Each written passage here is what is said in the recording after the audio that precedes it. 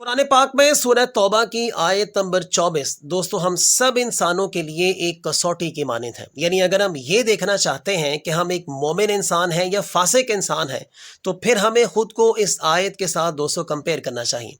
और अगर हम ये देखना चाहते हैं कि क्या अल्लाह हमसे राज़ी है या नहीं है, तो तब भी हमें खुद को इस आयत के साथ दोस्तों कंपेयर करना चाहिए। इस आयत में बेसिकली अल्लाह ताला 8 ऐसे फॉल्ट्स बता रहा है दोस्तों कि अगर इनमें से एक फॉल्ट भी हमारे अंदर हुआ तो फिर इसका मतलब ये है कि अल्लाह हमसे राज़ी नहीं है और हम कभी भी आखिरत में कामयाबियां दोस्तों हासिल नहीं कर सकते। मैं आप लोगों के साथ दोस्तों आयत भी शेयर कर रहा हूँ, उसकी तिलावत करूँगा, उसका तर्जमा करूँगा। आपसे रिक्वेस्ट है कि कम से कम इस आयत को आपने पूरा सुनना है, इसकी ट्रांसलेशन को आपने सुनना है और फिर ख़ुद को इस आयत के साथ आपने कंपेयर करना है। और अगर इनमें से कोई एक फॉल्ट या एक से ज़्यादा फॉल्ट्स दोस्तों आप में हैं तो उसे दूर करें। आयत मुलाहिज़ा फरमाएं।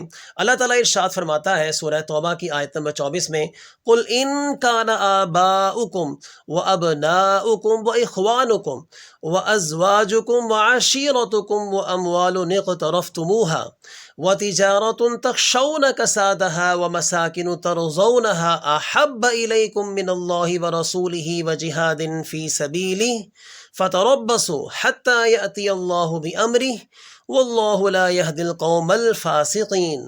दोस्तों इसका तर्जुमा मुलाहिज़ा फरमाएं। अल्लाह ताला फरमाता है, ए नबी सल्लल्लाहु अलैहि वसल्लम इनसे कह दीजिए कि अगर तुम्हारे बाप, तुम्हारे बेटे, तुम्हारे भाई, तुम्हारी बीवियां और बीवियों के लिए शौहर, तुम्हारे रिश्तेदार और वो माल जो तुमने बहुत मेहनत से कमाए हैं और वो तिजारत जिसके मांद पड़ जाने का तुम्हें ख़तरा रहता है हर वक्त, और वो मकानात जो तुम्हें बहुत ज़्यादा पसंद हैं, अगर ये सब चीज़ें तुम्हें महबूब तर हैं अल्लाह और उसके रसूल और उसके रास्ते में जिहाद से, तो फिर इंतज़ार करो यहाँ तक कि अल्लाह अपना फ़ैसला सुना दे। और अल्लाह फासिक लोगों की कभी रहनुमाई नहीं फरमाता। दोस्तों आप तसव्वुर करें, अल्लाह ताला ने इस आयत में 8 ऐसे ज़बरदस्त फॉल्ट्स हम लोगों को बता दिए हैं कि अगर ये चीज़ें हमारे अंदर पाई गईं, यानी इन सब चीज़ों की मोहब्बत हमारे दिल में अल्लाह, उसके रसूल और अल्लाह के रास्ते में जिहाद से दोस्तों ज़्यादा है, तो फिर हमें अल्लाह का वेट करना चाहिए, अल्लाह के फ़ैसले का दोस्तों इंतज़ार करना चाहिए। फिर हमारा इस दुनिया में ज़िंदा रहने का दोस्तों कोई हक़ नहीं बनता। मैं ये समझता हूँ कि इस आयत के साथ हमें कम से कम वीक में एक बार दोस्तों ख़ुद को कंपेयर करना चाहिए।